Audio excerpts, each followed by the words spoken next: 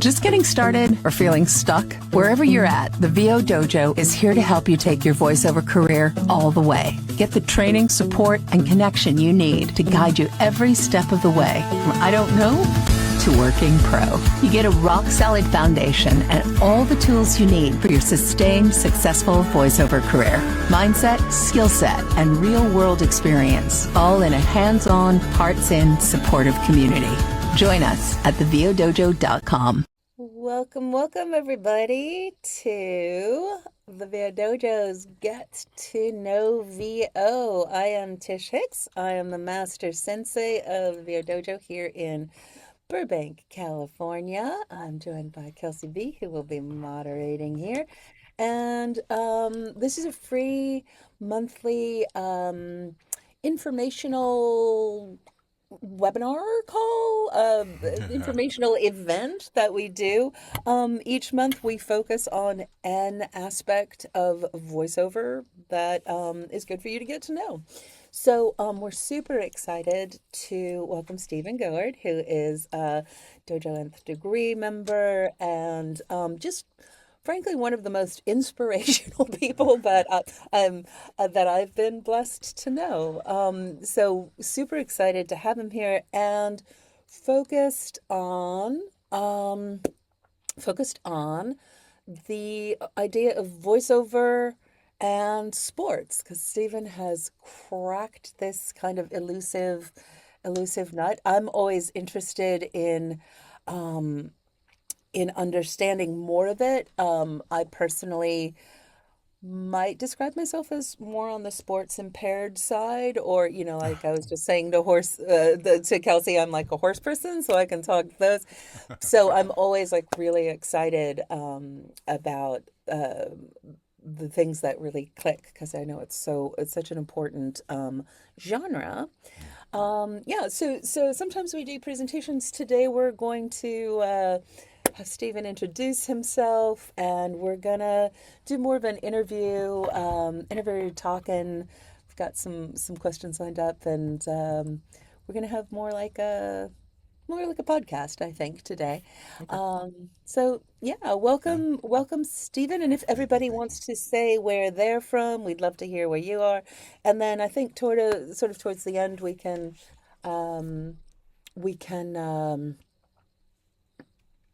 take some questions and answers if you have time. So Stephen, we have 90 minutes scheduled, but let us know what your day is like. We can do 1 hour. We can do 90 minutes. So. Oh, I am here for the long haul. So. Okay. Well, let's see how it flows then. So welcome, and why don't you tell us a little bit about who you are? I love who you are and what you've been up to. All right, thank you so much. Well, let me start off, Tish, by saying how much I appreciate you and the VO Dojo, man. This has been an amazing place of just community and growth and, honestly, friendship. I've met some great people through the dojo. It's also been a launch pad for myself with all the resources and the coaches. So thank you for creating this community. Thank you for welcoming me back for, a talk. And this is a different one because, we normally do the manifestation thing, so this is cool. I like talking about the promo side of sports VO and all that good stuff. So with that being said, I think when you started with Dojo, you were just on the brink of going from you were doing your voiceover was going really well, and you were making the leap from leaving your 9 to 5 with voiceover going well. So it was cool to be here for that bridge. Yeah. Oh man, and I'm grateful for and you. Now you're so far down the road. Well, this will mark 2 years this month actually that I've been full time. So I'm very grateful for the journey. But yeah, so I'll jump into it, and feel free to guide the conversation. But hey everybody, thanks for showing up. My name is Stephen Goard. I am originally from Chicago, actually. I live currently, yes, the Windy City, 71st and South Shore to be exact. But I am here in Georgia now. So I've been here since '98. raising my 5 beautiful children. I've got the whole spectrum. So 22, 21, 17, 7, and 9. And please don't ask me what I was thinking That when we started with the 7 and that 9 year sounds olds. like sports right now. That sounds like your gut hut hike. Yeah, yeah. It's we got a football team, basketball team, all that good stuff. But yeah, it's been amazing. My wife and I have been together for 10 years this year, and I am very grateful to be here. So I'm currently signed with CESD New York and LA. I have representation in Chicago through Big Mouth Talent. I have some regionals. I'm in both ears in Seattle, and then I've got several regionals, and I work with different kind of production houses and studios, and getting out to rosters. Yes, Mr. Reeves. I see he's in the building. Shout out to BMT, one of my label mates there. And in general, just grateful to be here. I've been working with the dojo. I guess now seems like, has it been 4 years, 3 years almost? It feels like it's a decade. But yeah, so I mean, that's the short and skinny. I won't get into too much of the history, but you guys can feel free to ask any questions. I'm an open book, and if you know me and you've got a chance to talk to me, I will talk your ear off. So hopefully you guys get some good stuff out of this today. Yeah. So tell us why 𝗧𝗶𝗺𝗲? What is it? How did you come to it? The funny thing about the sports VO journey, because it was kind of one of those pie in the sky things. I think everyone kind of fantasizes about the journey and promo, and you hear the promos on TV and not knowing the full landscape of what promo, is, meaning all the different promo genres, from sports to the network promos. And then, you have individual promos for actual sports teams and organizations that you can do as well. So just trying to figure out the landscape, I think, was the first biggest thing. The folks that I trained with, one of my trainers was 𝗧𝗶𝗺 𝗦𝘁. He's a pretty big name in the industry, and excellent coach, especially when it comes to network promos and sports promos. So he was one of the first coaches that I had for promo. And ironically enough, he gave me some very hard-hitting advice that I needed to hear at the time, which helped me to level up, because I was very eager about trying to do a demo. I think when you first come in, you believe the demo is going to be kind of the difference between, success and getting with an agency versus, me being able to actually make any leeway in any of these genres. And I had worked with him a couple times, and he told me I wasn't ready to do a demo, and I really had to evaluate, where I was. But it also gave me an opportunity, I think, to reflect on what it was that I was looking to get out of promo. It was just like, yeah, I want to do promo, but what does that really mean? So for him, he laid out a great, foundation for me understanding the nuances, how promo goes when you're in session, when you're working with producers and different networks, because they're all kind of different in their process. And, I think the biggest thing that I took away from that, though, was this idea of a sound, right? Like, so many people hear what's on TV and maybe assume that that's the exact way that it needs to be done. That was my assumption. So as I was training with 𝗧𝗶𝗺 and many of the other trainers, because I've also trained with Jeff Howell on promo and gleaned a lot of great information from him, but I was constantly trying to sound like them. And I think that was the biggest thing that I found, was kind of, just trying to figure out, well, what is it that I can get from all of this training that I'm doing? But, knowing that I did really want to get into sports and get into promo, just trying to figure out what that really meant, So the more I would listen to others who were teaching and others who were successful, a lot of times the more I tried to sound like them. And I think that was the biggest thing that I had to kind of move away from, as I decided that I wanted to get more serious with promo and what that actually looked like from the side of what I considered, these people to be successful. So why sports promo? Well, I'm a big sports head. I think with anything from commercial to promo, you find places that you connect with whatever the messaging is, right? And I think in the industry, it's either your storytelling or you're selling, and that's promo or commercial.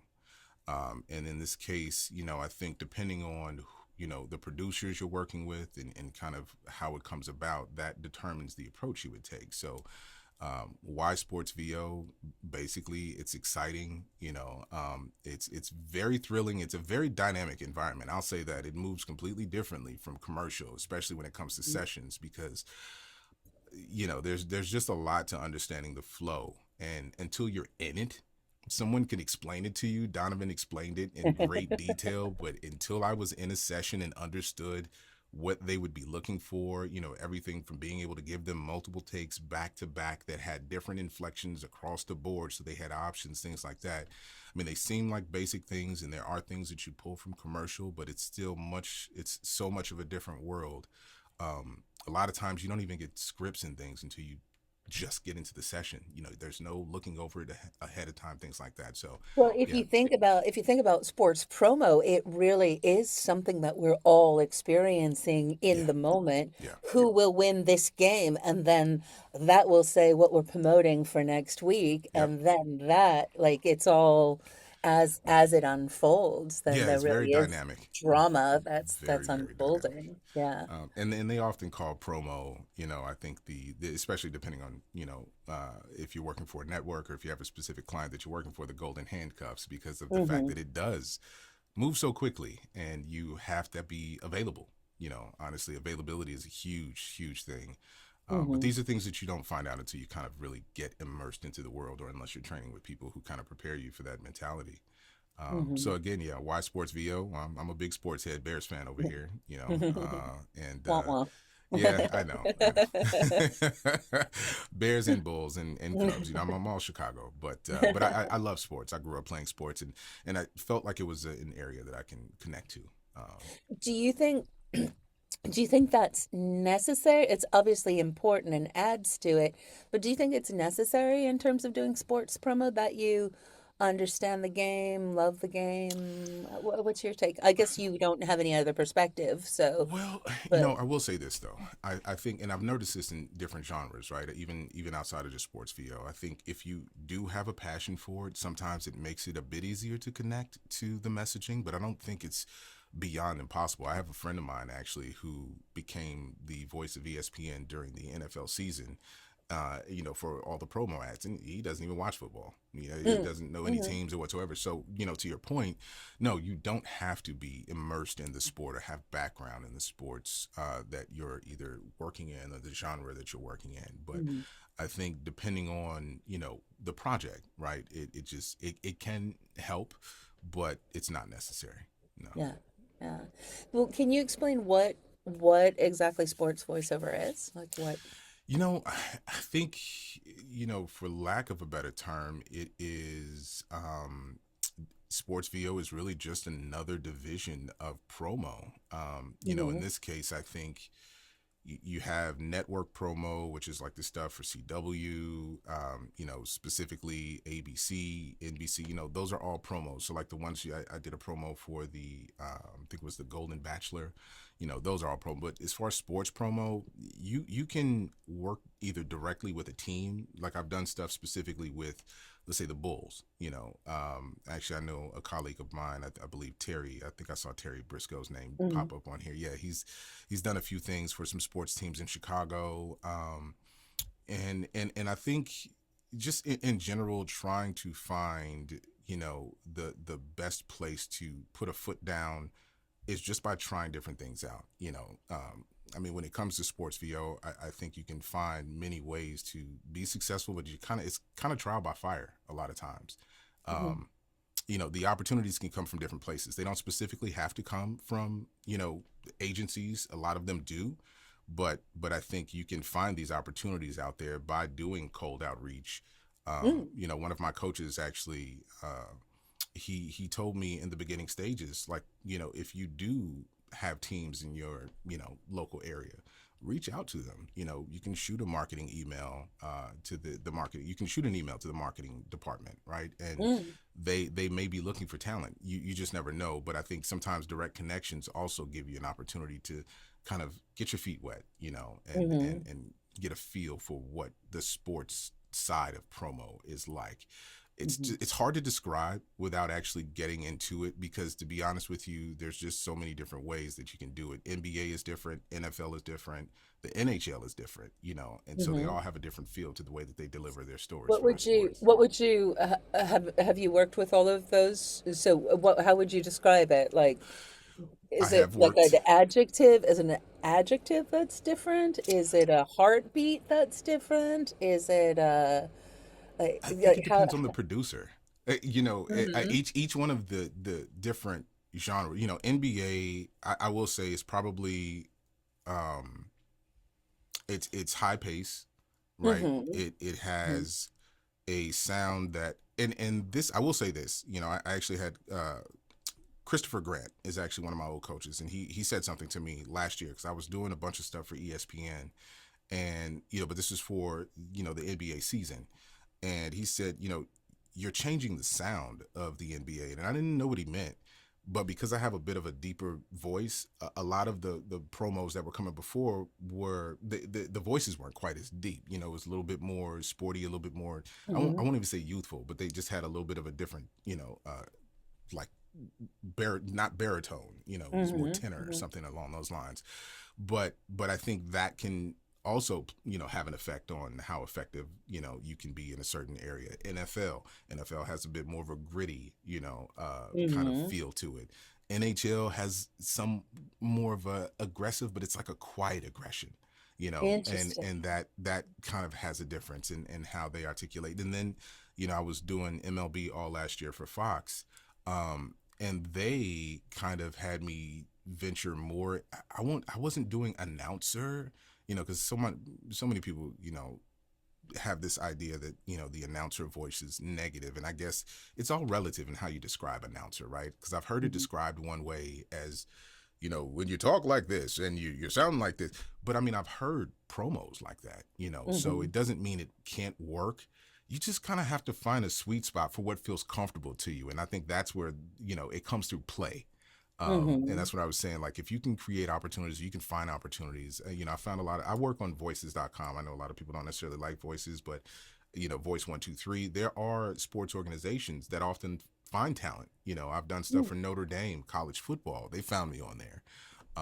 And so that was a much different feel from some of the other stuff that I had done for the NBA. So I think it's a lot of trial and error and just Mhm. finding who you're working with can also, because they'll direct you.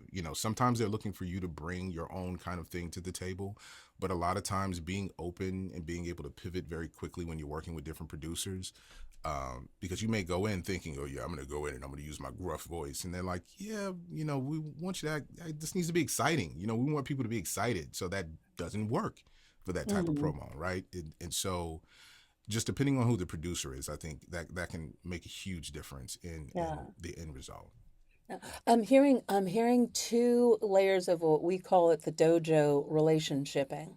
Yeah, One, I hear that not only have you been, doing your voiceover, doing all your work, but I also hear that you have been working diligently, like training with some of the best people in the business absolutely. and taking the time and not taking the step forward until you're like, okay, I'm here. And obviously we always have to take a leap.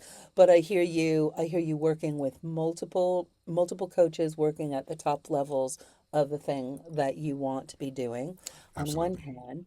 And then I also hear, and I think this is really key to everything we do in voiceover.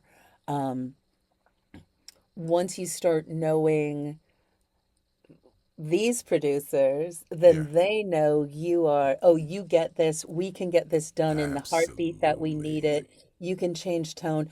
Okay, so you're like a proven commodity Yeah, in the promo, which I think is like the things that happen. Like, oh, what are the same animation people? Because the they can. producers Yeah, know you can deliver, you got it. absolutely. Um, yeah, that's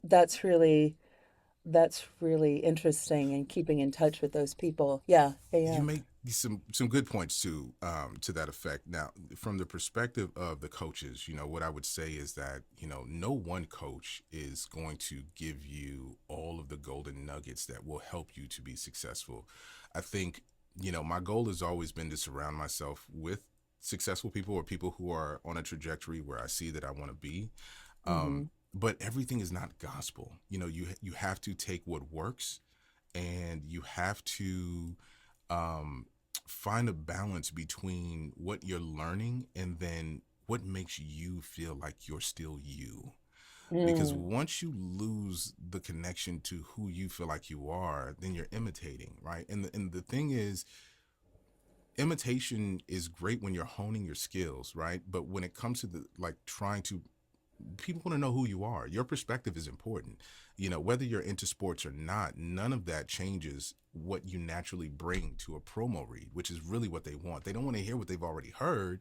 They want to hear the difference in what you bring from the Yeah. storytelling and or even the excitement selling aspect. But to your point, I think pairing yourself with valuable coaches who you can get that information from is truly important. It's just learning that there won't be one particular coach that will be the key to your success. It's Mm. finding what you can make useful from them all, and then basically taking that and creating something that you can own yourself and feel confident about moving forward. And then the rest of the confidence, honestly, I just think it comes from the experience of doing the work, Mm-hmm. and feeling in the moment, how those shifts can happen and making those adjustments in the moment. And then, to your other point, as far as the relationships, that's huge. Listen, what I will say, and Donovan actually impressed this upon me in the beginning, um, you know, being available, showing up, being on time, being early, accessibility, and performance, your ability to connect, and that we've all, if you're working commercial or promo, narration, whatever it is, you're working with a producer, they have a vision, right?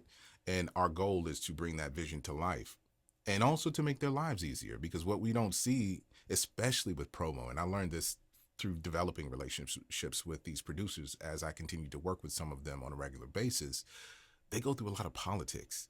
There's a lot of politics that we don't see. We get the copy, and sometimes you're like, man, I got the copy like literally in the session. You don't get it before. You get it while you're in the session, and you just have to be ready to go. But they have several cuts that they've been doing. The script has been changed several times. It's been whittled down. It's been new words have been added in. So by the time you get it, there's been so much work that's been done and approvals that have been, made. You making the producer's life easy is only going to bode well long term when you're trying to continue work with these people. That's, I think, the thing, and having empathy Mm-hmm. for what you bring to the table being something that helps them to finish this project. We're not the sole focus. We're just a small piece of a larger moving machine. And if you can grease your part to the point where they don't have to worry about it, you will not only get them to want to come back and work with you more.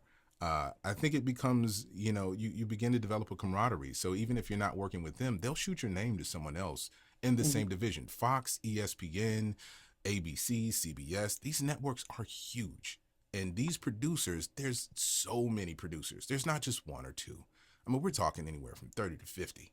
And they Wow. all have jobs and they all want to sound great for the final product. So whatever we're doing, we're just helping them to shine as Yeah. as much as they can. That's good. Now you've mentioned there's some core skills that Yeah. you've found. What would you say your playbook is? Well, How do you run your plays? I'm gonna run down a couple. And these are just some top things that come to mind, and some other things might pop in. And this may not seem like a skill, but I'm gonna say it: dependability. Mm, Dependability. Your ability to show up not only on time but prepared. You don't come in fumbling for your scripts, or you have, if they've sent you a cut, you've looked that cut down. Because a lot of times you'll get the cut right before the session or in the session, but if you mhm. get it before the session, one of the first things they ask you is, have you seen the cut? So you don't, if they've taken the time to send it to you, and trust me, again, the time is valuable. So if they send it, they do want you to look. You never want to say, no, I didn't get a chance to take a look at it, but I'll do it right now. Will they be upset? No. But again, this is all about impression, right? You're trying to make this process as seamless as possible. So dependability, and then the next thing I think is your ability to pivot, I would say adaptability. Adaptability meaning in the moment, you will find that not only will the script change, but you may have to make some creative decisions without input. So that can be tough, right? Because we're all self-directing a lot of times in the booth, and we don't get an opportunity to get that feedback. When you're in a session with a producer who literally has just short amount of time to get something done, you're not going to necessarily be able to go, okay, but did you like that? Or was this good? Or was this, the confidence that you have in what you bring, again, a lot of the preparation before from the training and from you finding kind of your voice, so to speak, that you're comfortable with, and how you do that is gonna, again, I think it be a huge advantage when you are working in session with someone. Some other core skills, being able to kind of, I think, interpret where in a script you can really allow the story to unfold. And I don't know a better way to put it other than when you're reading it, because it's just like when you're reading commercial copy, there are certain areas where I think you can find it doesn't need to be embellished, but it's obviously important. Every script that you get has been written very intentionally. Sports promo is no different. And so in sports promo, I think you want to find those places where we're bringing the excitement. You want to find those places where you're driving home the message and it feels authentic to what you're doing. If we're looking to tell a story, obviously the intonation would be different than if we're looking to get you excited about this match that's coming up.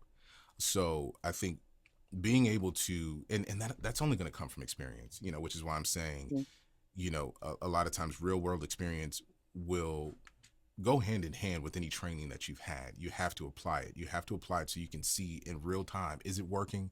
Is it not working? How do I react in these moments? So just the ability to be able to, adaptability is huge. And then your ability to be able to read a script for what it is, understanding the intent behind what you're doing, for that particular promo. Other skills, I would say, just communication. I don't know if they seem so basic, but these are all so important, because these are things that I use them every single time I am in a session with a producer. And the communication, I think, for me just boils down to being able to not only articulate back if a producer's giving you feedback, letting them know that you understand that, right? But the communication between you and that producer, I think, is the difference between the spot coming out great and the spot being cool, So, communication, adaptability, being able to show up on time, dependability, and script interpretation. Those are huge. And I think they've been very advantageous for me. I'm just, my dad was a military guy, so being late was not an option. I'm early. Matter of fact, I tend to show up 10, 15 minutes early, and they're like, oh yeah, we're not ready yet. And I'm like, that's fine. I'll sit right here. And, but I'd rather be early than coming into the session and, we're scrambling. It's just not a great way to start the energy for something like that, So, I think those are a couple of cores, and like I said, some other things may pop up as we continue to kind of get It's into interesting because it's some that's just really practical, and then some that's the heart of it. I know at the dojo, when we introduce the whole concept of there's commercial and there's narration, we actually put promo in the realm of narration, because the heartbeat of narration is tell me the story. Yep. And then recognize that, and promo is also connected to commercial, because we're sharing about this event or selling this event. So it's Absolutely. like in this in between, and we talk about, a corporate narration has all the words, and the promo is the bouillon cube, distill the Yes. story. Tell me the story with 4 words so Yeah. that I feel it and I have to be a part of it. Yep. Yeah, so Absolutely.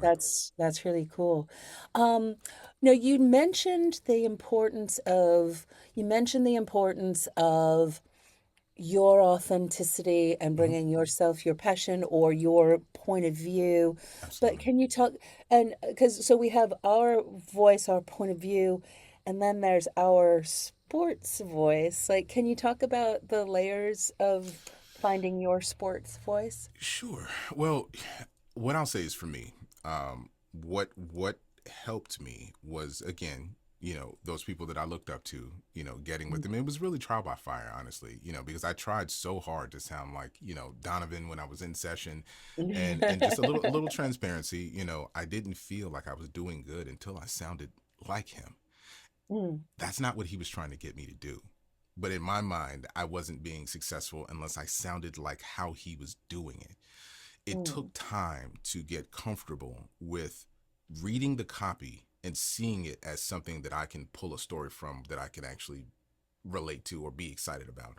Now, with that being said, again, I think it's just a matter of trial and error, because the sound and how you sound versus how you're delivering, it's two different things. Like, the deep voice or the voice or whatever it is, sultry, I know a lot of, I have some colleagues that have some very sultry voices, and for certain sports spots that works, and they can lean into it because they already know they kind of have that, right? So for some things, yes, I know they're looking for a little bit of a deeper, gruff type thing, so I'll lean into it a little bit more. But that doesn't take away from, having to still understand the story. So if you focus mm, too much on the voice, then you lose the ability to truly understand the message that you're really getting out and putting out into the world. But finding your voice, just it is a trial and error thing. And so the more reps you can put in, the more comfortable you'll be with, what does that even sound like for me? I mm, mean, and it sometimes can be just as simple as doing things on your own, and then letting someone who you can feel comfortable will give you honest feedback, listen to it. Maybe someone who you have trained with, or maybe something, those reps. Listen, even the people on the field playing the sport, they put in mm, reps that we don't see. So when we see them playing the game, yeah, they look great. And yeah, they might still make mistakes when they're in the game, right? But the reps that you don't see is the difference between how they perform on that field versus them just being in practice. You don't necessarily make I practice how I play. And if you practice how you play, it mm. translates to the same thing. When you're ready for game time, you don't feel like I'm not nervous. I don't know how I need to sound. It's like you've given yourself enough time and enough reps that, okay, so this genre, I've worked with them before. And I'll tell you this too. Sometimes you can even ask a question with someone that you've worked with before. For example, we did this last time. How are we feeling? We want to lean into that, or do we want to go a little bit of a different direction? If you bring ideas, producers love it, because Mhm. again, and I've heard this, I think this was, Sterling Brown. He was talking about some acting coaching that he got, and someone else was talking about this, where the producer told him, come with an idea. Like, you don't have to know everything, just come with an idea.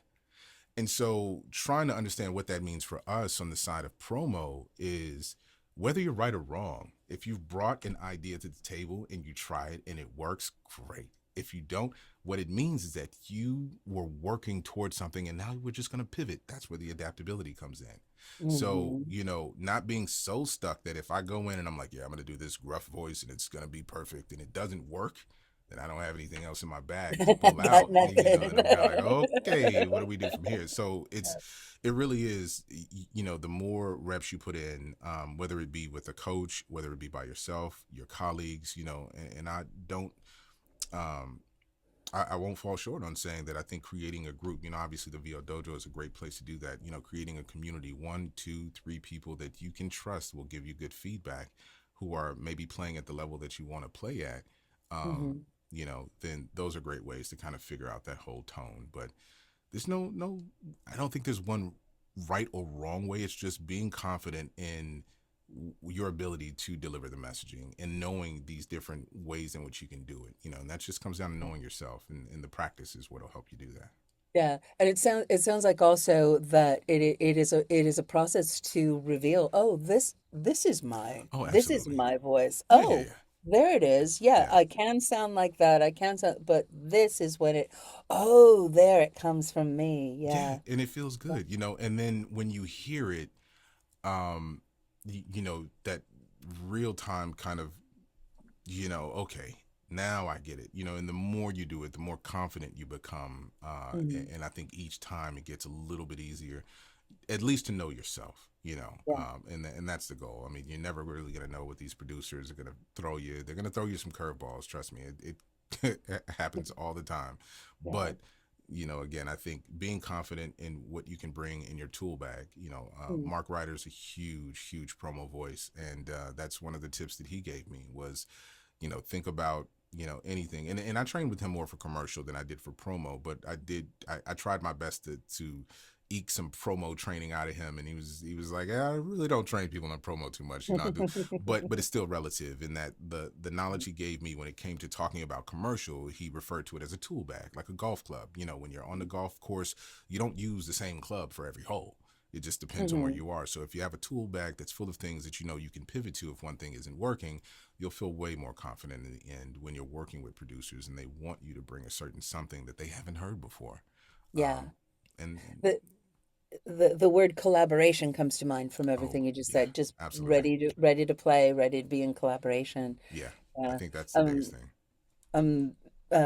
there's someone who's about to join the dojo, and we were talking about voiceover. I'm like, what else do you do? And he said, oh, I'm an NFL player. I'm like, "Brr? Wow, okay. That means you are one of 2,000 people out of 8 billion people who can say Wow. that right now. It's like, okay, so you know what goes into stuff. So that's No. that's kind of cool. Um, Here's a question in terms of promo versus commercials. Hmm. There is a certain, we were talking about the sound, the Yeah. feeling. There is a certain energy that is required at the Yeah. dojo. I talk about like having like Iron Man's medallion that goes. It's like a steady energy. Forward. The difference between belting and legit or brass instrument and strings, Oh yeah. that you got to kind of find. It's not just the sound, but it needs that energy, but not too much, but being able to calibrate within it. Oh how yeah. how do you, like, how did you find that? How do you describe that? Could you do an example of Steven in commercial mode and Steven in promo mode? I'm tossing the ball to you. I was like, Hey, I love it. Throw me in the yeah. fire, in the fire. Okay. Well, I'll say this, and then I'm happy to give you an example. So Mm, again, it depends on the genre, right? I just became the voice of UFC Fight Night. That's completely different from MLB, and mhm. I get to lean into more of the aggressive side of the voice. He said poisedly. Yeah.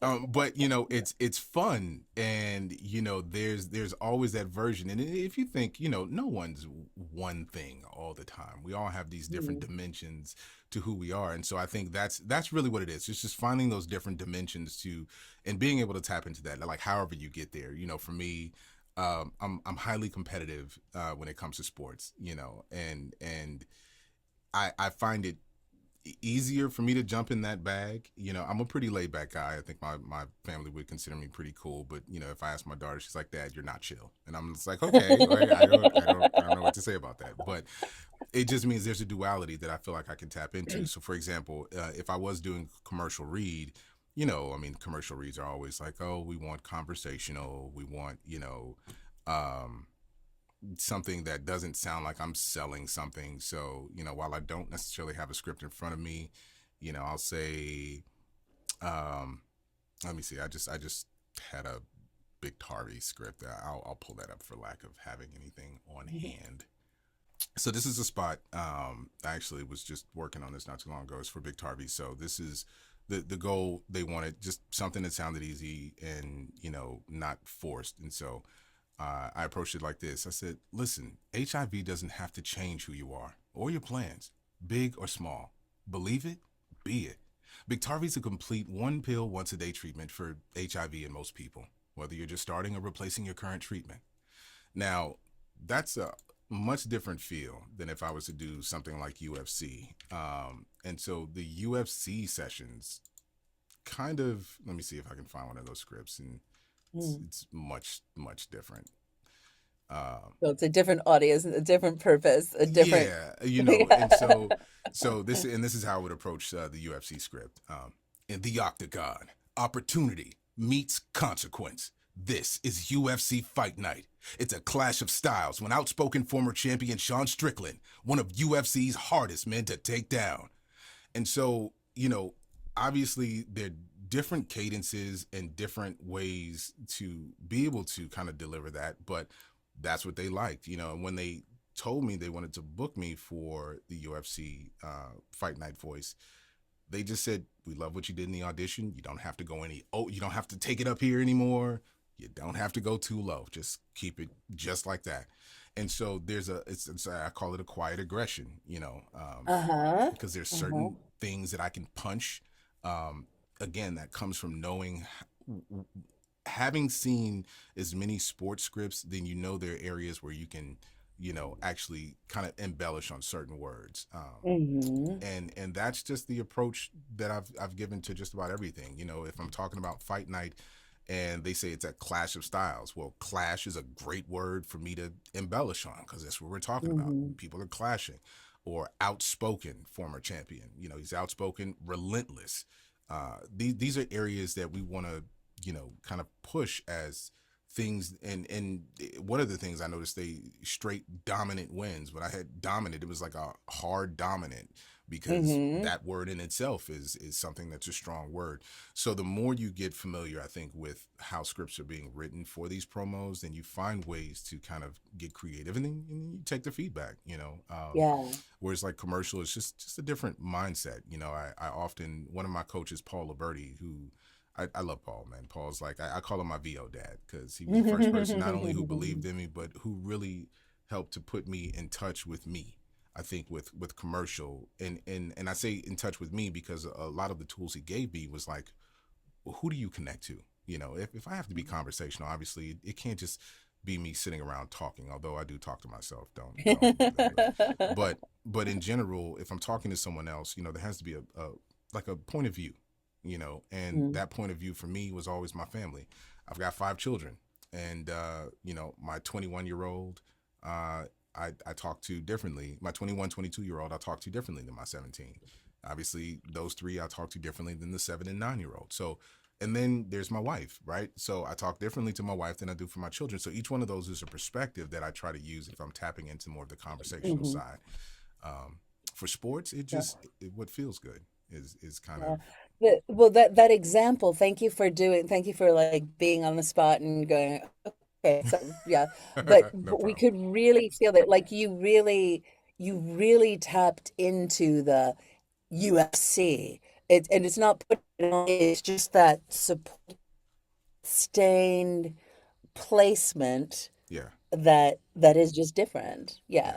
Or maybe you get your kids to clean your room really effectively when you talk to them, like, talk to them in promo mode.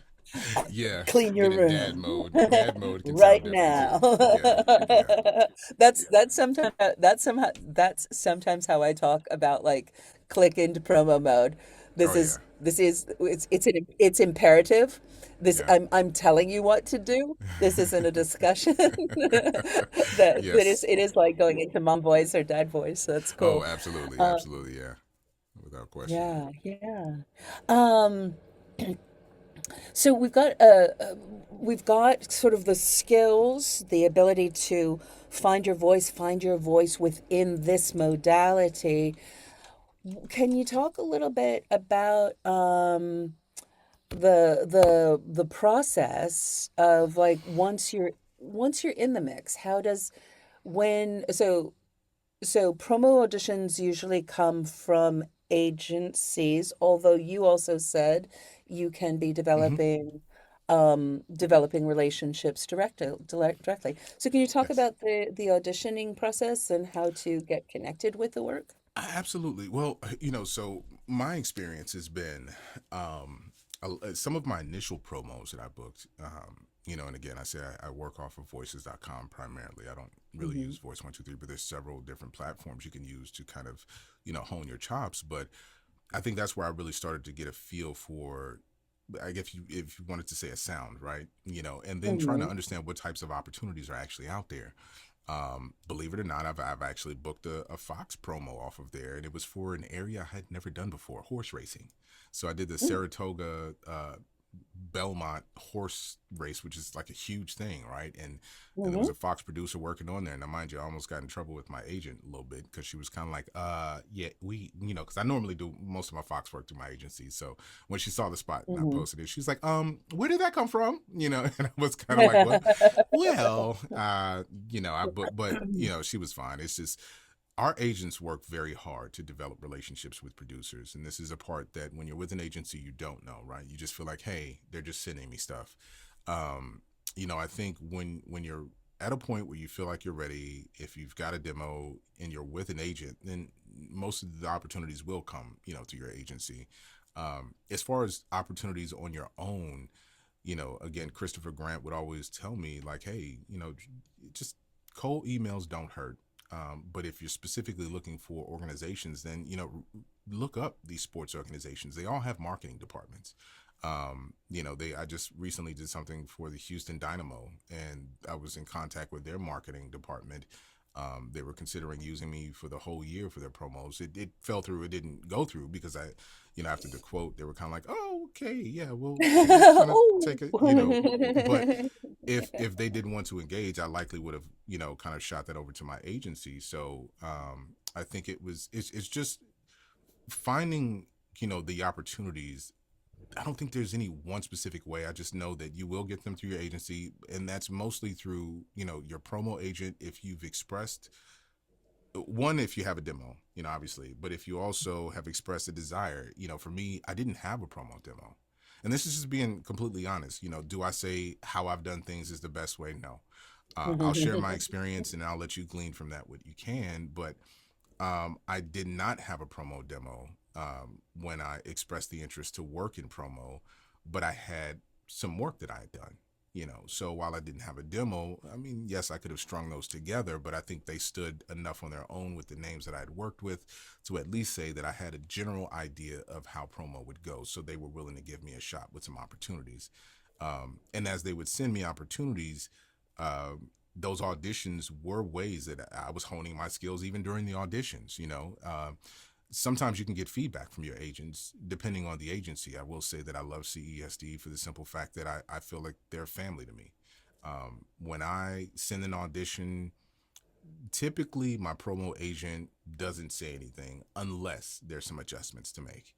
Hmm. Um, and then, I'm not saying this is what you should or shouldn't do if you do have an agency that you work with. The relationship that I have, she'll ask me for 2 takes, I'll send her 3. And I'll be like, hey, just pick the best one. I wanted to try something on this one. If it works, it works. If not, hey, by all means, I trust your judgment. I've booked several jobs like that, where it's just like, I don't know exactly which one that she put through, but I gave her enough options, or she may have given me some feedback like, hey, I like these 2, but let's do, maybe 2 more and just keep that same energy on there.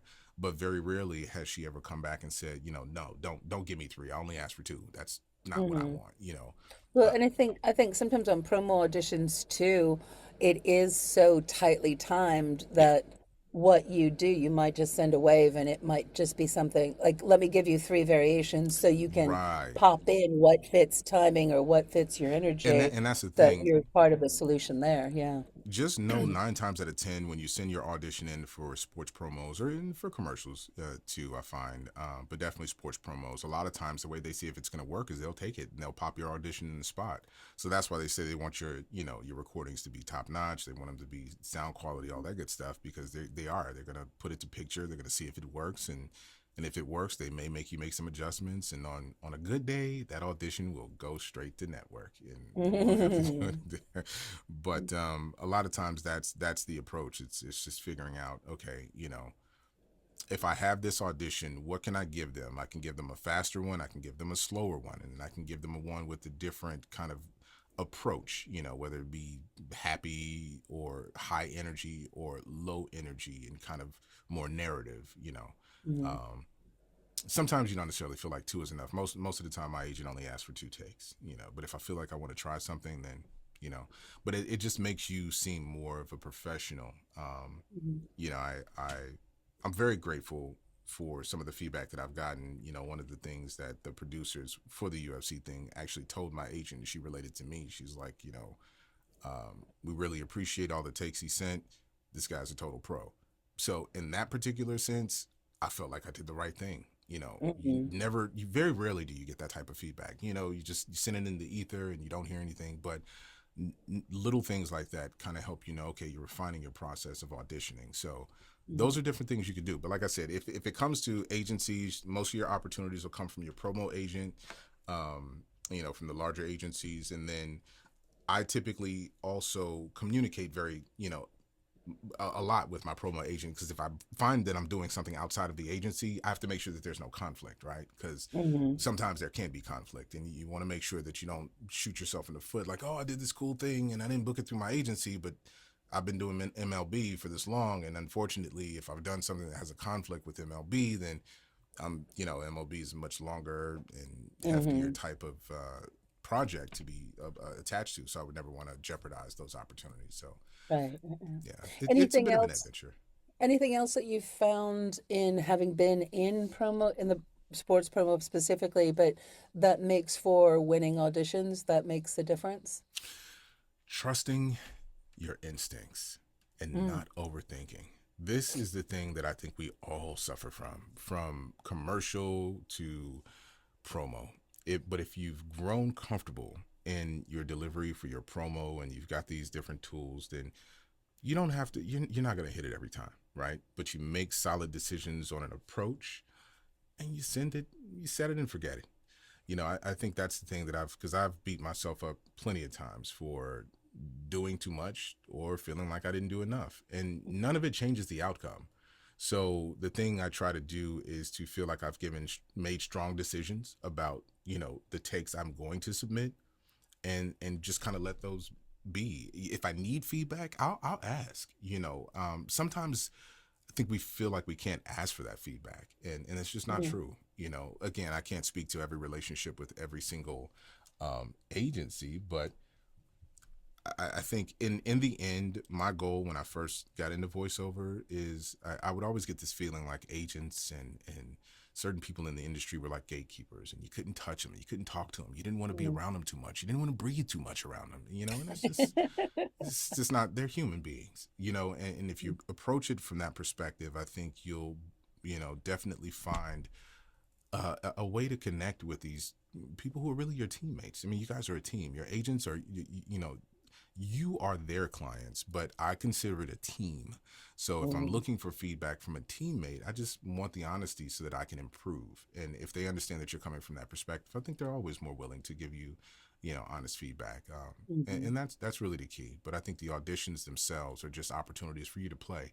So you just got to kind of look at it like play. You know, make solid decisions on how you want to play, but just consider it play. And if it doesn't Mhm. work this time, it may work another time. You know, don't abandon something that you feel like you've made a solid decision on because you didn't necessarily book it. Because again, you just don't know why you do and don't book stuff. Doesn't mean your performance wasn't great. Doesn't mean you didn't give a, you know, you could have been one of two people. And sometimes it boils down to that. It's just what works in that moment, you know. Mhm. Yeah, yeah. We've got a couple more questions, the things to talk about, and Absolutely. then we'll take a second, we'll take a picture, and then we'll open it up to questions which are already connected. Okay. Um, yeah, so we've been talking about collaboration, both with clients and with our team.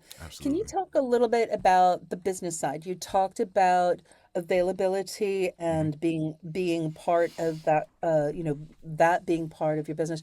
How do you get paid for promo? It's there's a reason that the handcuffs are golden, right? Because Yeah. coin, right?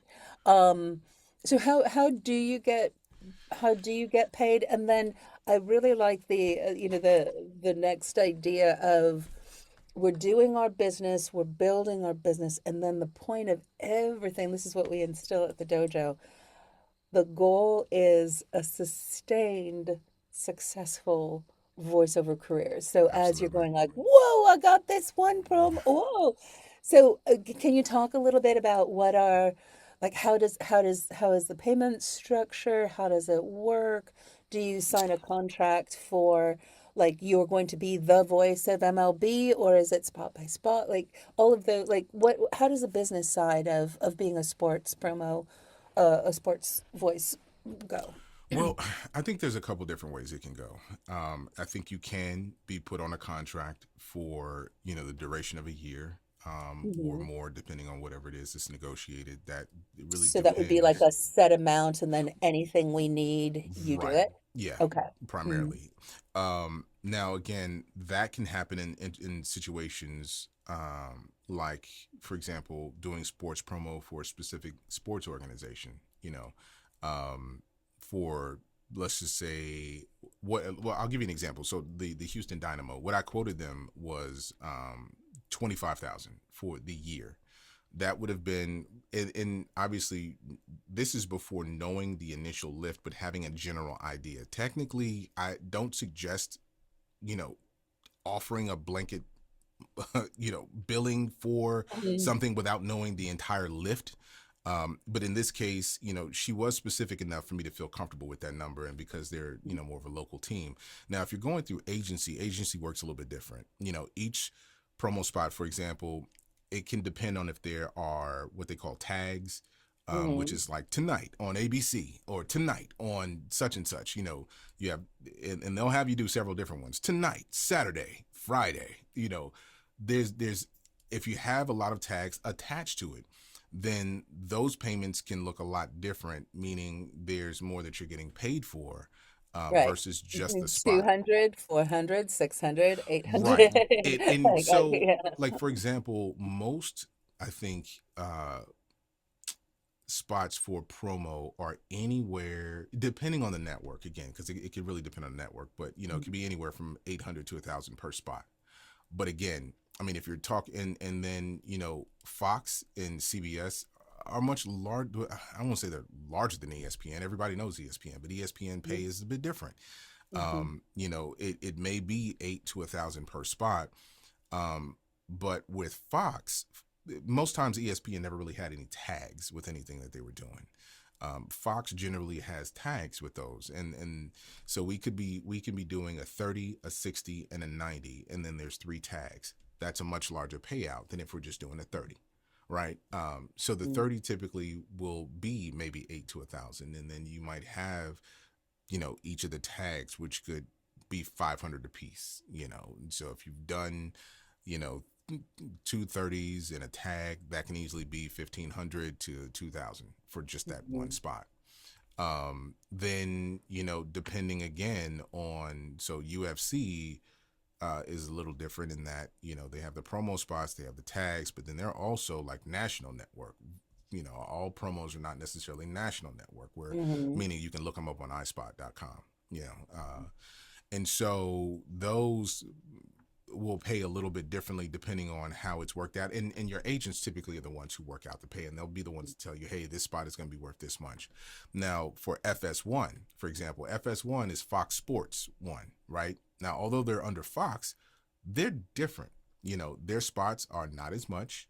You may get 3 to 4 for one spot with them, depending, right? And then depending on how much you do, you will have some tags with that.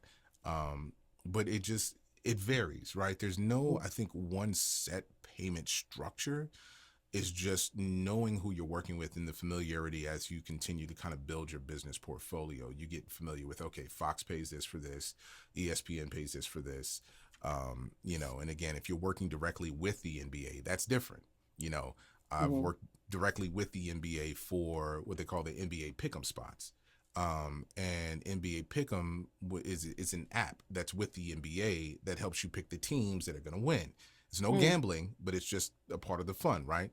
So for a spot like that, it was very priced, very similar to a commercial spot where you may book Mhm. it, 3,000 for 1 year, right? And they'll use it for however much long they want to use it throughout the year.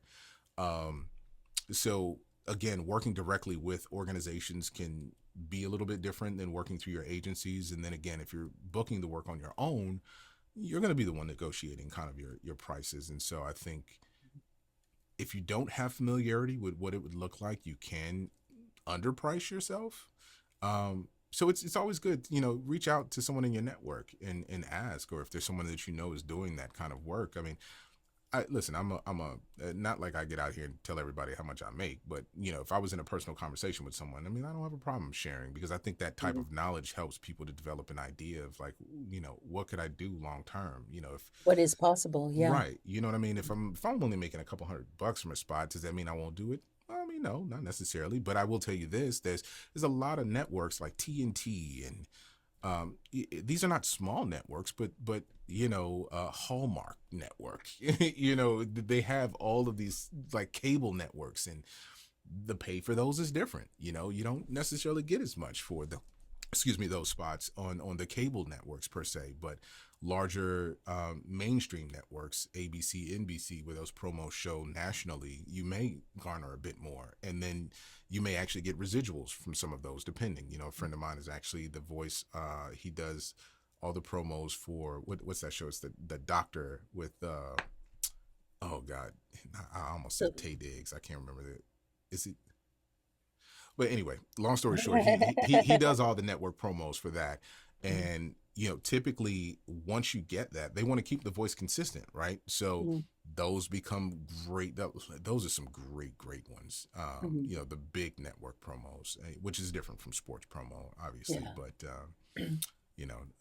that it can vary. It can vary. Just, again, I think that familiarity you get from booking them and or talking with someone who's booked them, so you can kind of understand a little bit more about it. So hopefully that shed a little bit of light. But yeah, I think it is also, I think it's similar in automotive, like if you get a dealership, like, oh, I wouldn't do a spot for $100. Would you do 100 spots for $100? Right. Yes, you would. Right. And the thing is, those spots are quick. Turnover. They don't $100 for 10 minutes. I mean, that's not bad money. Yeah, it's okay. It's good. So it's just understanding how the beast works. Right. Yeah. And if you have those relationships, again, as you continue to kind of develop them, you can negotiate, once you've been working with someone for a while, just depending, I mean, you don't want to charge someone $200, for 3 years, and all of a sudden in year 4, you're going up on them, and kind of be like, what you doing? Well, let's do one more question. An interview question. Then we'll take a picture and Absolutely.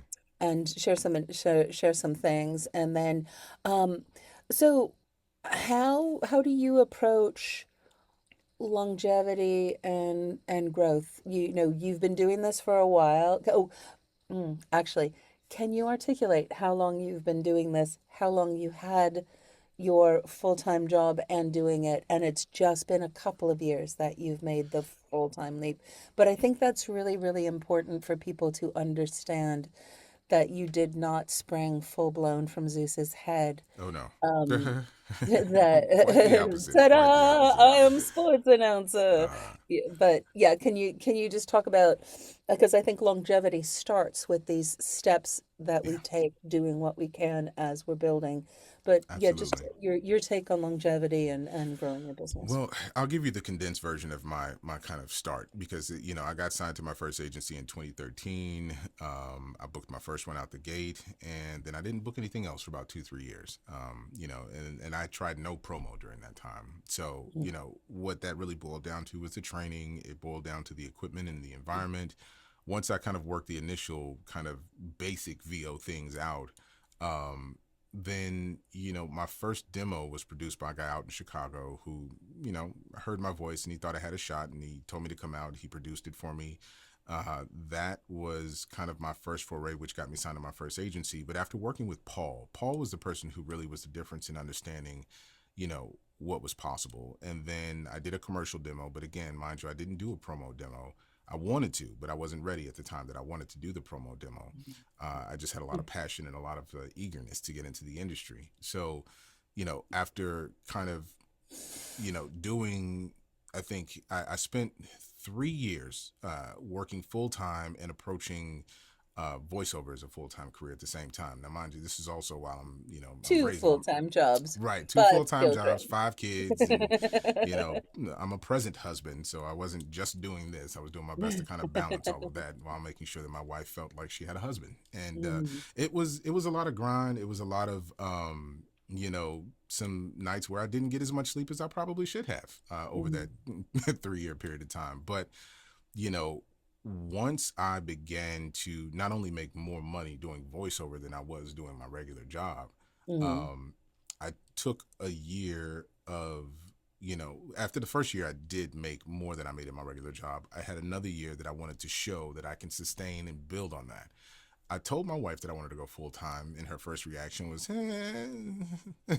but she believed in me and she saw what I was able to do. But I think for her, the security of knowing that, hey, you've got a 9 to 5 job, it wasn't necessarily that easy of a sell. But after that I second call that the year, Jack and the Beanstalk. yeah, Jack and the Bean. I yeah. told you to sell the cow. We're still going up the beanstalk. Okay, yeah. Oh man, but after the second year though, I surpassed,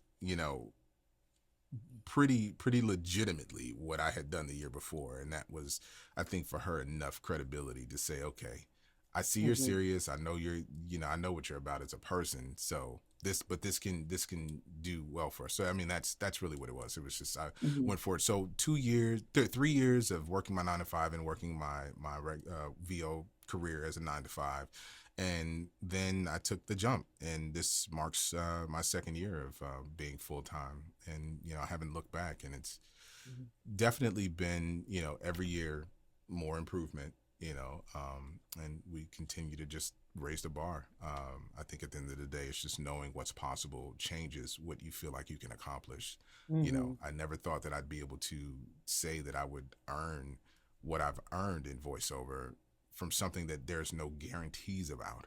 And then Hmm. knowing this industry is so kind of, there's no guarantees, right? So that comfort with knowing what I was going to put into it was a huge factor in that. But yeah, that's Hmm. kind of the journey. 3 years working full time VO, and then it's been 2 years now, 2026. But my very first, this is since 2013 is when I got my start. Yeah, excellent. Good, good, good. That is the mountain we talk about. Yeah. And then once you get to here, there's the next, you see the next range. Oh Yeah. yeah. Listen, those 10,000 hours are no joke. It is real. And Yeah.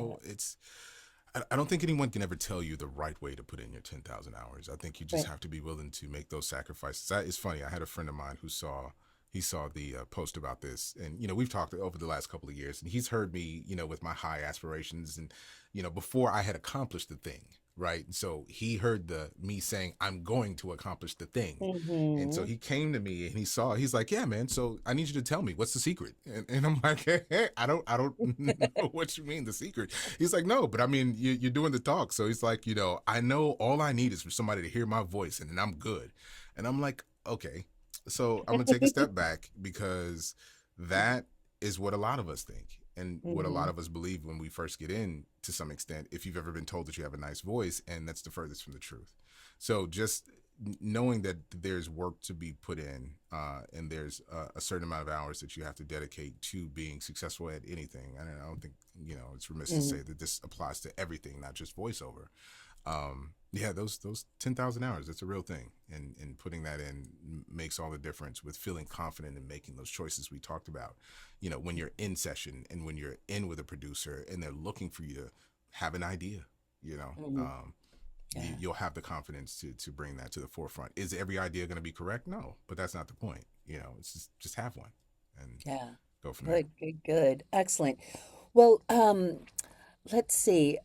Kelsey, wanna take let's take a picture. Let's take a picture, and then we'll share how to stay in touch with Stephen, and things that are happening at the dojo, because we always have good things that allow you to build your 10,000 hours, expand your awareness, meet amazing people, be working in community together. So you're never, the thing we say here is it's always just you, but you never do it alone. No, So yeah, yeah. yeah. So Kelsey, why don't you guide us through the photo and Okay, and the camera's nonsense. on. Three, two, one, sports. Promo!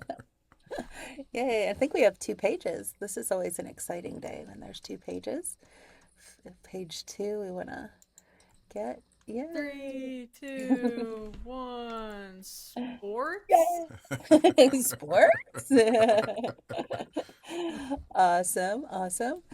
Yeah, and how do we stay in touch with Stephen? I mean, I am pretty much on Instagram and LinkedIn. I don't do a lot of TikToking, and I know that just made me sound super old, but I don't post a lot on TikTok. But yeah, in Instagram, and of course, you guys can always reach out to me through any of those platforms. I'm an open book, and yeah, there's my email. I'm happy to talk, and as you guys reach out, I'll share my number. Won't put it in the chat here, but I'll if you ever reach out, I'm happy to share that too, man. I'm a pretty talkative guy, if you haven't noticed that. And a busy guy, so yeah. Yeah, and Kels, what's coming up at the dojo? We got all sorts of goodness happening. What isn't coming up at the dojo is a better question. So we got Ask the Sensei with Leah Hoffman coming up this March 4th. Gonna put that Leah is one of the most badass people working in the industry. She's a fellow breast cancer survivor, so we've bonded on that. She does voice of God. She does voice of campaigns. She's just an advocate and an amazing, unstoppable spirit. So it'll be great. She'll be here answering questions. That's what we do on Ask the Sensei, answer your questions. So yeah. That's nice. Yeah. And then we also have the Spread the VO Love contest going on still. So whoever refers the most friends to the dojo, you get $100 per completed referral, and the winner will get 1 hour of free private coaching with Tish. So that's still going on. And that's on the website, right? Yeah, there's the link, and it's also on the website. Yes, and you can also sign up for a call, and let us know if someone referred you so they can get their due. We also have a few upcoming classes. So we have our You Should Do Voiceover wonderful class coming up in, well, it's March, but it's coming up the 28th. And the past 2 months have sold out. So if you are ready to stop thinking about voiceover and start actually doing the damn thing, sign up for our class. It's really incredible. And then another thing coming up in the community is Voiceover Atlanta. It's the biggest voiceover conference around. And we have a code that you get $100 off with the code I put in the chat. And I'm gonna be speaking on a panel about mental health, because at the dojo, internal training and what's going on inside of us is always the foundation of everything that we do. And then I'm also teaching a breakout that is one of the tools that we share in our toolbox, that it's about adjusting your ABCs, adjusting your point of views. It's called Dude, Bitches, Motherfuckers. How to get killer ABCs by shifting your POVs. I was on the VOA Clubhouse call, and they were like, the most not suitable for work title. But yeah, so yeah, if you're going to be at VOA, or you want to come, do that, yeah. And then we got some cool fight clubs coming up too, right, Kels? Yes, we have Anime with 𝗧𝗶𝗺𝗀. When I tell y'all the player spots sold out almost instantaneously, I am not joking. She's the voice of Amy Rose in Sonic the Hedgehog. She does work with Disney, Sci-Fi, Cartoon Network. So come spectate. We let you ask questions live into the room and get your voice in front of the decision makers. And she's the casting director for Pokemon too, right? Yes, yep, and she's also the casting director of Pokemon. Yeah, so if you have any anime aspirations, come grab those spectator spots, because you get the whole experience. So Yeah. And And then then, the next Lisa. yeah, next to Lisa on the board is 𝗧𝗶𝗺𝗀. It's commercials with 𝗧𝗶𝗺. She is a co-founder and co-owner of Broadcasters, which is one of the biggest booking commercial agencies in New York. So if you're trying to get into commercial, which everyone should be trying to get into commercial, if you like money, come join us and show us what you got. Yeah, and player spots are there. Player spots, Fight Club is our working pro workout. So demo, repped, and booking are the criteria to play. You can fill out the application to get on the roster, and everybody is welcome, whether you're part of the dojo, not part of the dojo yet. Everybody's welcome to come and grab those spectator spots. So that's a little bit that's coming up just in the next couple of weeks. So yeah. All right. Well, we've got about 15 more minutes. Let's take some of your questions, and I'm super excited to hear what's been resonating with you guys. This has been really inspiring as always, Stephen. Thank you. Thank you. Yeah. Yeah, we have a So, ton what of great questions? questions. Yeah. First up, we got Terry. Come on up, Terry. Terry. What's up? Go Bears! Yes, sir. Believe it. Hey Tish, hey Kelsey, good to see y'all as always. And I'm just enjoying soaking up this just wisdom from my man back there, Mr. Stephen Goard. How you doing, brother? Appreciate you, brother. I'm good, man. About yourself? I'm doing well. I don't want to take up too much time because other people got questions, but here's what I wanted to know. What area of promo and sports promo in particular did you find most difficult to master for you? And how did you find your genuine sound? You and Tish kind of went into it a little bit, but how did you actually, what was the process you went through to find that sound for you? You know, it's funny. I think that there are certain areas that seem elusive while others seem a little bit easier. And then for me, that was probably some of the NFL stuff. Because I assumed that, you know, it was about the kind of deep voice, you know, storytelling. And so I think finding ways to make the copy unique to me in ways that I could feel connected to what I was reading as opposed to again, this whole idea of sound, you know, I think it could just drive you to focus less on performance than it does have you, you know, dial into what it is that can be the difference between you and someone else. Because as you know, brother, you have a deep voice just like I do. There's a million of us out here with deep voices. So having a deep voice doesn't mean anything when it comes to promo. So trying to find ways that I can differentiate, you know, and that, again, it just came through trial and error. You know, there was I didn't wake up one day and be like, yeah, I think I got this NFL voice thing down. You know, it was really just like, okay, I booked this one. This works for this. But then if I brought that same thing to another read and I happen to be working with NFL and it doesn't necessarily work with that and they pivot me to a different type of read in session, then what does that do for me thinking like now I've got my NFL read down, right? So no, it really just boils down, honestly, man, to being able to adapt in the moment. So while I did find that the NFL was a bit more elusive, I haven't done a ton with them, but I did NFL flag football. And I've done some stuff for the more recent through ESPN. I've done some stuff for the Super Bowl recently that was more narration.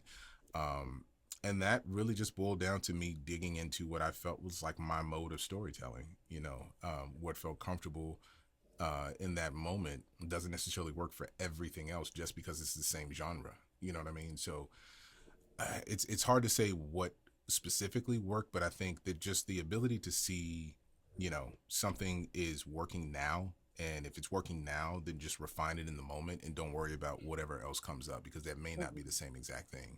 You know, don't ever tell yourself that I think one particular sound is going to work across every genre because it's you, right? You just have to be able to kind of pivot based on what the story is, who you're working with, and then your own personal take on, you know, your own personal view, which is what they're really looking for at the end of the day. Yeah. Appreciate it, brother. Appreciate it. Yes, sir. Yeah. I Cool. hope that was helpful, man. Great question. Yeah. Yeah. Good. What are the questions, Kels? Yeah, next up we have Bobby Maxwell, if you can Bobby. come up. Hey. Hey there. Hey, Stephen. Hey, how are And you? Tish.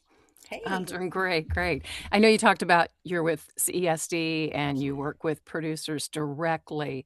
Hmm. Do you work with a manager? I've been hearing more and more that network promo is going through them. Is it the same with sports? Are you seeing anything lessen as far as the amount of work you're getting from an Well, agent? I guess it's relative because I don't have a manager, although I do have peers and colleagues who do. I opted and I considered it last year. I opted not to go, but I think there are most of I would say what I've seen is trailers seem to be the thing that you don't get through any place else other than a manager. But I won't say sports promos because I've done a ton, and I don't have a manager. Most of Mm-hmm. all if not a good bit, 80 to 70, excuse me, 70% of my promo work comes through my agency.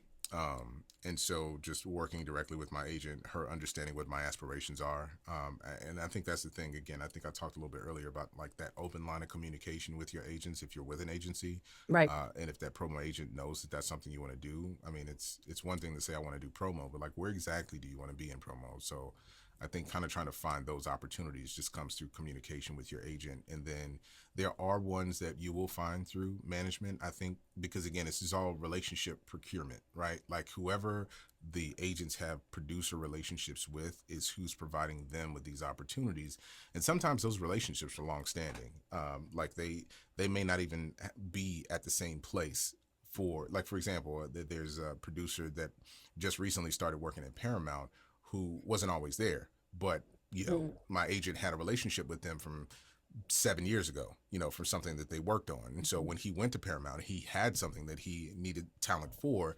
That's who he reached out to. So and I think that's really what it kind of boils down to with a lot of agencies and management companies. They just have already procured those relationships, and so they have the opportunities based on those. But I wouldn't say it's more on the management side. And I think that's just relative to what your experience is. I don't feel like I've experienced a shortage, but again, I haven't measured that per se against any other metric other than my own personal experience, and Great. that of which I've talked to other talent that I know. That's good to hear. Thank you. Keep killing it. Sound great. Thank you so much. I appreciate you.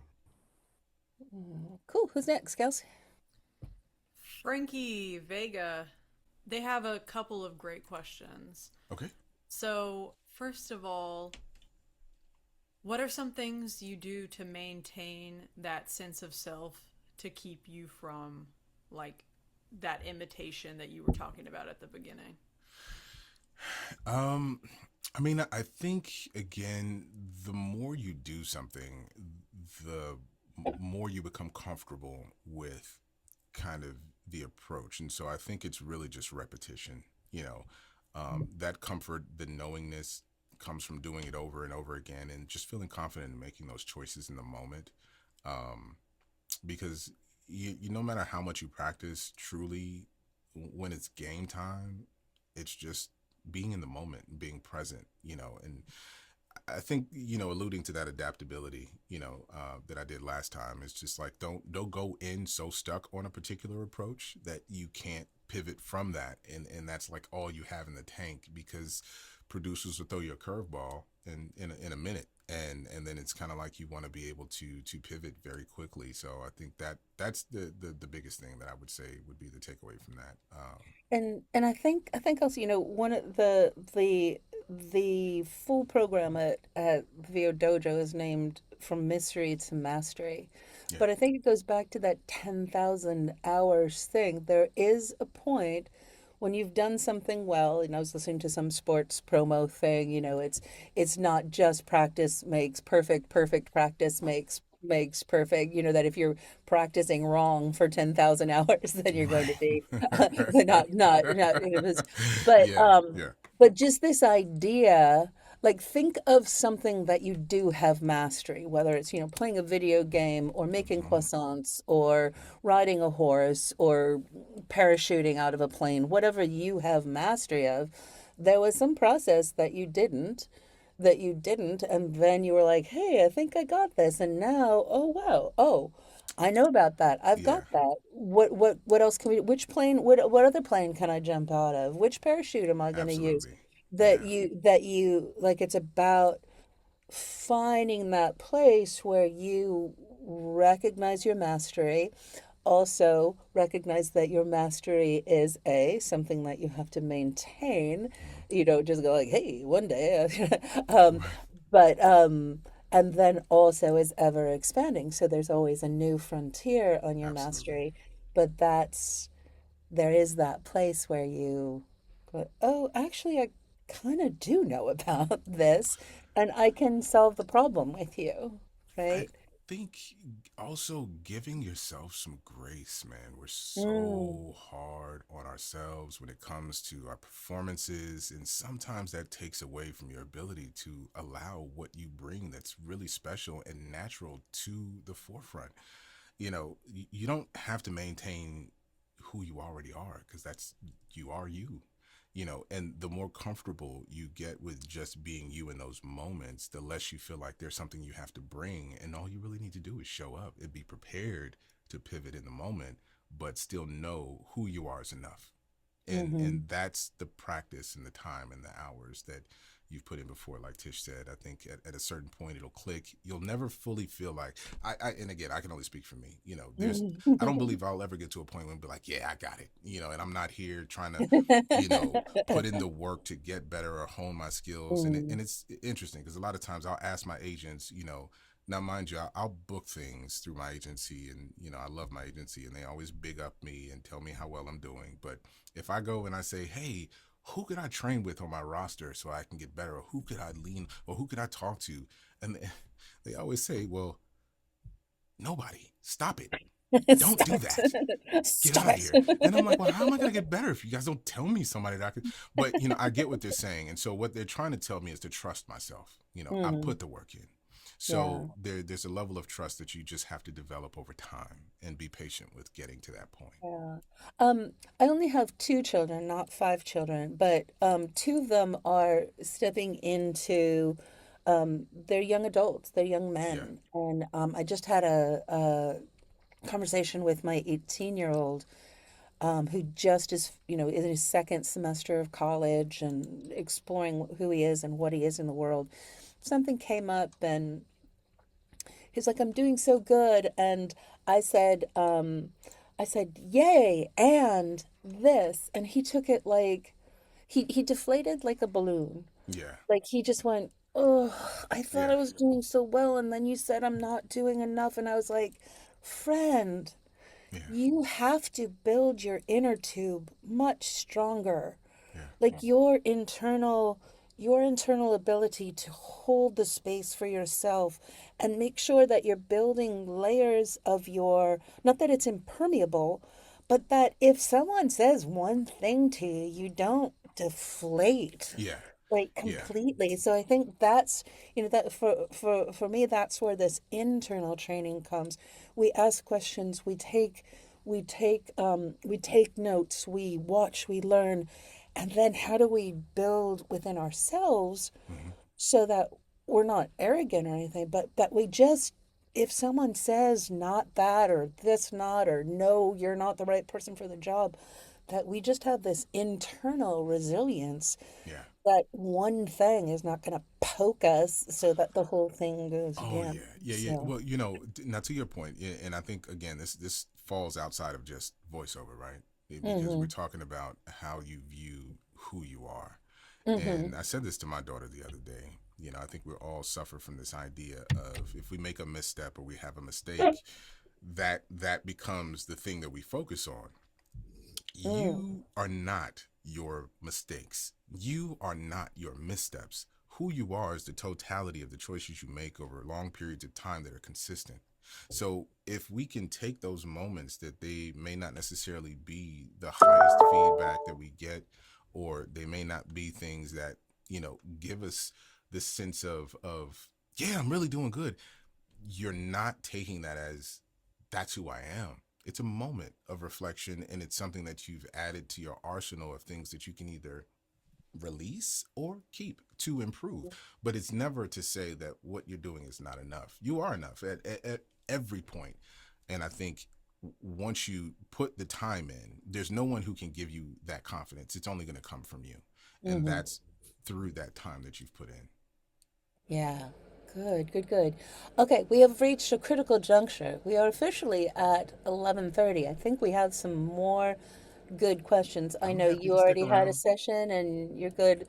Um, if everybody's able to stay, we'd love to have you. We'll go a little bit further and try and get everyone's questions and maybe not open up whole nother doors that we need to go get a cognac and talk through. But yeah, so yeah, if everyone's good, if you have to leave, thank you so much for being here. First Wednesdays, third Wednesdays, touch base, get on a VOO, a voice over once over call. We'd love to be able to work with you. And if you can stay, let's keep on going and we'll kind of pop through the questions so we can get as many answered. Okay. So, All right, Tony Jackson, come on up, Tony. Big Tone. Oh my goodness. Wow. Wow. Okay, wow. Stephen Goard, what's up, man? How you feel, buddy? Living the dream every day. Yes, sir. Yeah. speaking of resilience, Mr. Tony Hi, Tish. himself. Hello. Hey, friend. Hello. So I was just for all the kids out there, all the people out there, is promo work mostly non-union? You know, no, I wouldn't say No. that. I would say it just depends. You know, now if we're talking sports promo, I guess some of it would be considered non-union. A lot of it that I've seen through ESPN is non-union. I think Fox is probably on the union side. I think certain ones are. So, you know, obviously when it comes to sports, it's a little different than just regular network promos. So I can't specifically speak to them all being non-union, but I know a lot of them are. Like most of the ESPN work and stuff like that. That's all. That's non-union. I remember there being a discussion around promo that it was not necessarily non-union, but non-jurisdictional. So there might be a Yeah. difference in that. Like there's not a Whoa. jurisdiction over it. So yeah. A very good question. And I think with anything, if it, on the union spectrum, if you are not, then when you get an opportunity to, that's basically how you get into the union. Yeah. Right? That's how you bridge. So you want to have as many opportunities, and then, there's the other questions of how do you maintain those two. But hopefully that was answered your question, Yeah, Tony. it did. It Yeah. did for sure. Yeah, thanks. Awesome session. See you in Atlanta. Yes, Yay. sir. Big Cool. Toe. All right. What other questions? These are really good questions, guys. Fabian, come on Hey. up. I'm at my chiropractor. So how you doing? Hey Steve, how you doing, man? What's going on, brother? I was gonna ask you, how did you handle the years where you weren't booking? I know that had to be very difficult, and I wanted to know what sort of mental preparation you put yourself through to sort of just endure it, and what kind of put you over the top after that.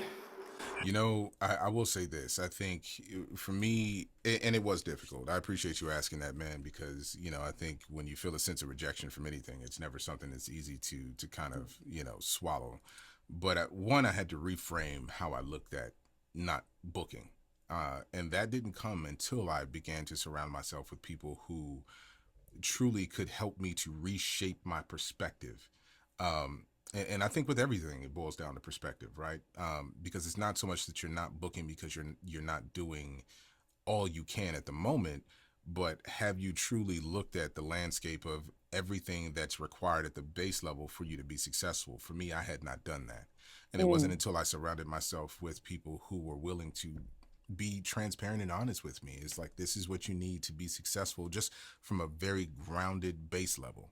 This has nothing to do with technique or relationships. We're just talking about the basics of sound treatment, booth, and understanding copy, right? And performance, and understanding this is not about your voice. Those are the first key things. And so the group that I was working with helped me to understand those concepts.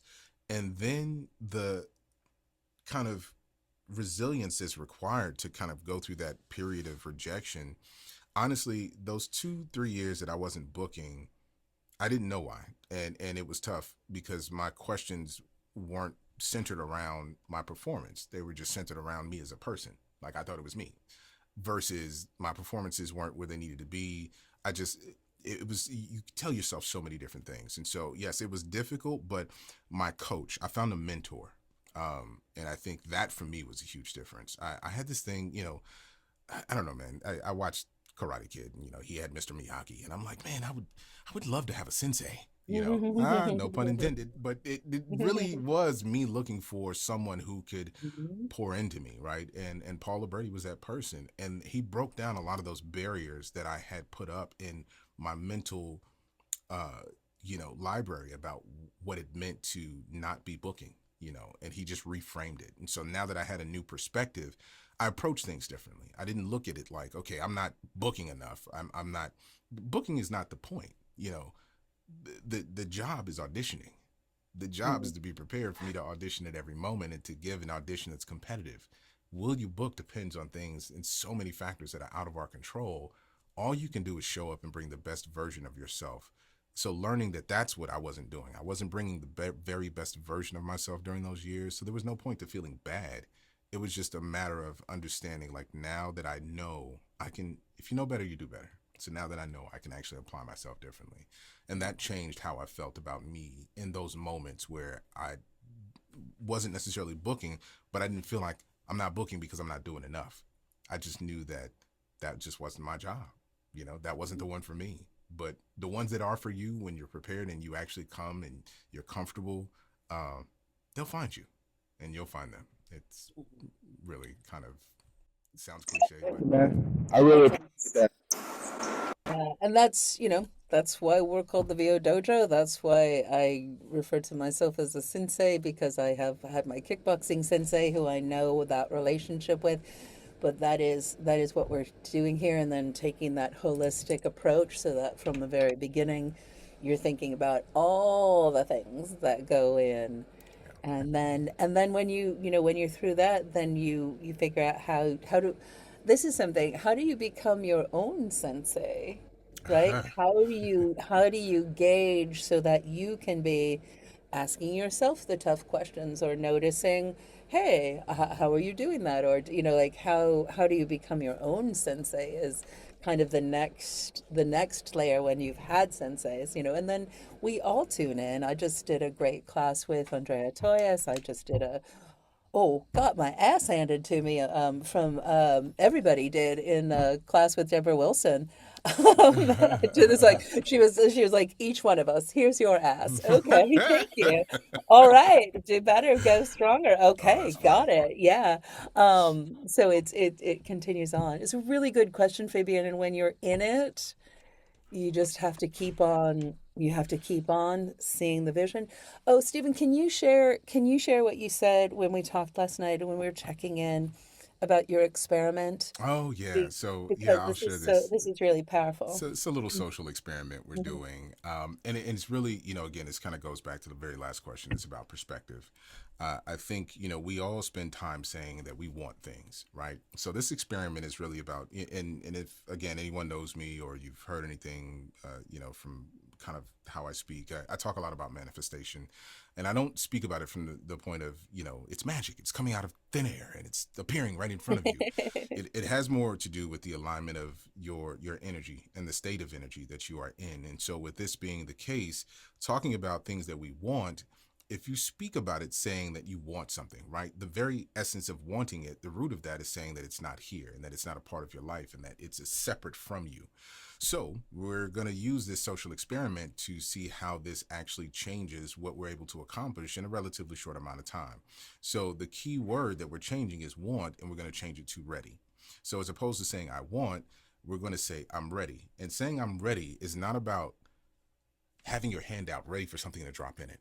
It's more of a state of being in that you are willing and able and primed to receive the very thing that you are desiring in that moment. And that's going to come through kind of this idea of, one, you've done the work, you've kind of allowed yourself that moment to do all the things.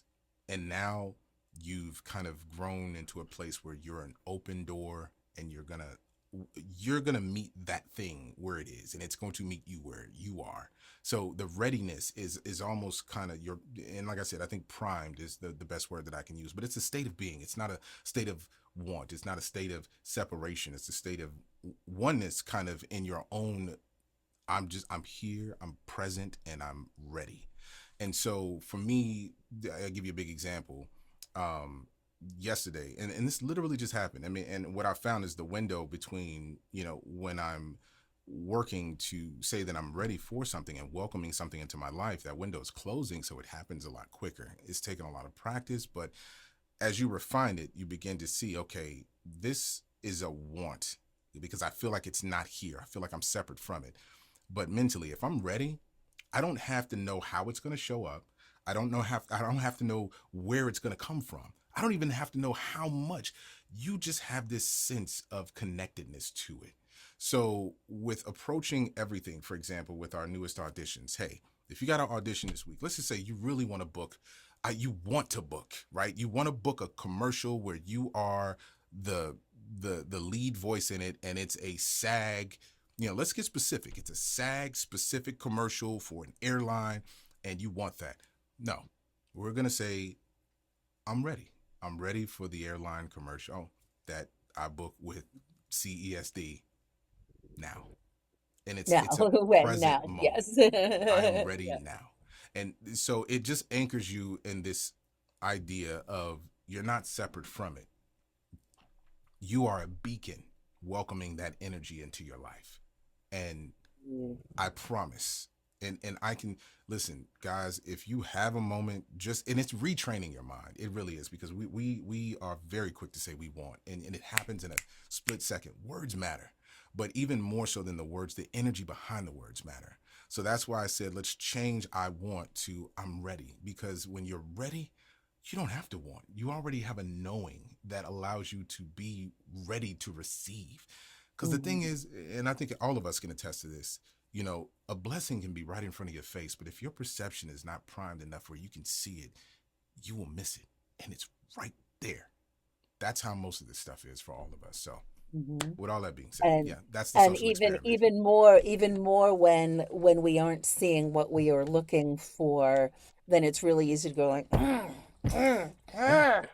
And then we can't see it even more. Yeah. That's but amazing. It continues to push. It just, anything outside of the realm of a welcoming, grounded energy of just readiness pushes the very thing that you're looking for further away from you. And it's a tough concept to, depending on so many factors, it's a tough concept to bridge, but it's an important one to bridge, because once you do, you yourself, it's not about proving it to anyone else. You yourself will see the difference in how things show up for you, because you'll see things differently.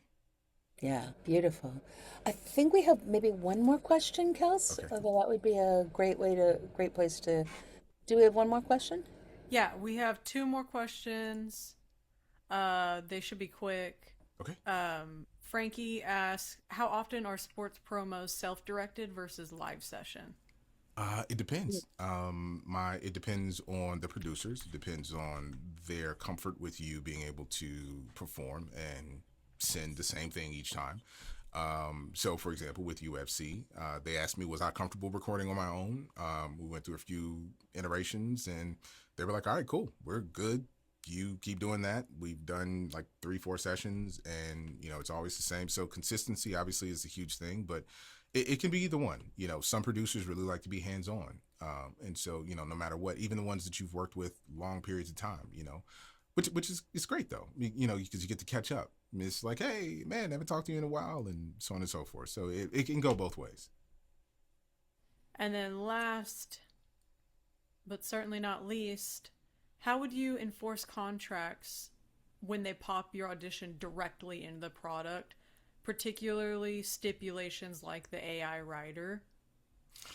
Now, I'll say this. I've never had that happen outside of my agency. So that's a bit of a different bag, right? And obviously with the landscape of AI being something that's changed the game for so many of us, we have to be conscious of how we're putting our voices out there. I don't have to worry about that as much with my agency, right? So I've never had anyone to take per se something that I've submitted as an audition and pop it in outside of my agency. Work that I've booked off of Voices, they can't necessarily do that. Or if they can, I think I'll say this, you know, and this is, again, I think it's just the platform itself. I think depending on the tier of membership they pay for, some people can actually download your audition and put it into whatever. If you're going to submit an audition and you're not familiar with the company, definitely get the AI writer, so that you have those protections. But outside of that, it's really just, you have to get familiar with the negotiation process, because it's going to be a little bit different with every client, you know. Yeah. Cool. I think Tatiana had one more question that might be a good way to close out, and then we'll wrap up. Yeah. Okay. We see her face. Oh, you're muted. About to hear You your voice. can't There we hear go. me. Now you There you can. go. Thank you so much, Stephen. I appreciate you. I have a question for Absolutely. you.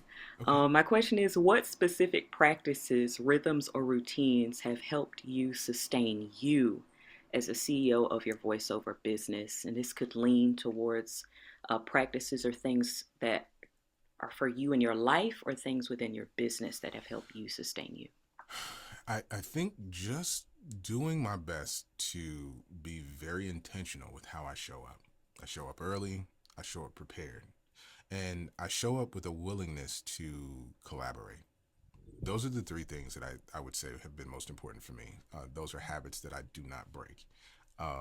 Because again, you know, we're working in an industry that moves fast, and reliability is huge. You know, showing up on time is huge, but also being able to pivot, you know, in the moment. And that comes just from a level of comfort, you know, from doing the work. You know, you can't buy yourself comfort. You know, you can only develop it over time, right? I think as any on-screen actor or voice actor will attest to, the more you do it, the more your muscle memory grows, and the more comfortable you'll get with performing in the moment or showing up when it's necessary. And I would say, I had some, family time in Chicago. I wintered in Chicago for a few weeks, while the Arctic blast came, the opposite. But people I've known for a really long time brought up this word relentless. And I think relentless can have a negative connotation, and I think relentless can have a positive connotation. And I think that there is something I know in my own voiceover career. I know as creating the dojo and keeping it going. There's something about finding the positive version of relentless, that I think is part of going, because you need to be able to relax and allow, Yeah. but you need to be able to keep on going without complaining, get up early, stay up late Yeah. if you need to, and maintain your sanity within it, not get crabby, not get burnt out, but keep on going toward the vision which you allow and you see so clearly as an inevitability. You don't just sit there and go like, I'm gonna have some more popcorn, because Yeah. it gets to where you're just feeling like that, right? Stephen, you said the experiment, you said this, and then, oh look, another pharma ad. It gets to where it can be like that. But I think that there's something in this relationship with positive relentlessness Yeah, that I would answer for me. I agree, and I think that translates to me as consistency. You know, at the end of the Yes, day. yes, yes. There we go. That's a less charged word, Yeah, right? but it's Yeah. still, but you're correct though. You know, I think the relentless, the tenacity of relentless, approach is still within the consistency, right? Because if you show up and you have that same mindset, you develop that over time, and then you're consistent with it, because that consistency will give you the sustainability you're looking for. But it makes you reliable. You know what I mean? It makes you someone that these producers can count on you, and if they can count on you, they'll call on you. Yeah. That's put on your coffee cup. Yeah. Wow. Well, speaking of relentless, you guys, thank you so much. We had the blessing of many beautiful questions and many beautiful ideas unfolding here in this time together. So thank you for creating this space and staying with, and for anyone who had to leave. The recording will be out soon, and do tell your friends. You can sign up for these things after, if you got something out of this. Please share and spread the words. Kelsey, thank you so much. You always make everything go so smoothly and bring Yes, everything yes, together yes. and create the flow. And again, we don't do anything by ourselves. Everybody, we have the people who help us do everything. So thank you for that. Look forward to talking with each of you. We are here to be in connection, be in collaboration, and help keep you moving through all the realms that we need to holistically be moving through to keep all this going.